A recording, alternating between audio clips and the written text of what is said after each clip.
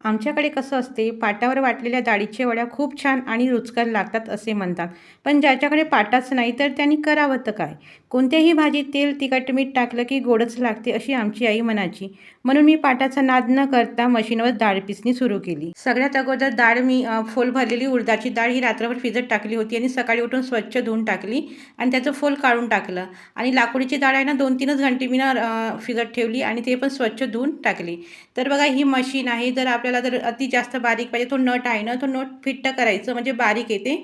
तर मी तो फिट्ट करून घेतलेला आहे हा नट आणि बघा इथे छान अशी बारीक दळलेली आहे आणि कधी पण डाळ ही अलग-अलग वाटायची, एकत्र करून वाटायची नाही. तर वड्या थोड्या रुचकर येण्याकरिता मी ना मेथी आणि थोडी भाजून टाकली आणि छान बारीक केली तो आणि घरचा मसाला टाकली आहे, धनिया पावडर टाकली आणि 2 चमच मीठ टाकली आहे.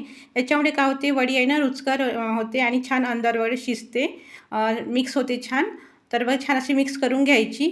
तर इथे माझी पूर्ण मिक्स करून झालेली आहे. डाळ उडदाची अलग काढून म्हणजे वाटायची. कारण की ही उडदाची डाळ घसरते आणि ही लाकूडची डाळ घसरत नाही. त्याच्यामुळे थोडं पीठ आहे ना अलग-अलगच दळायचं.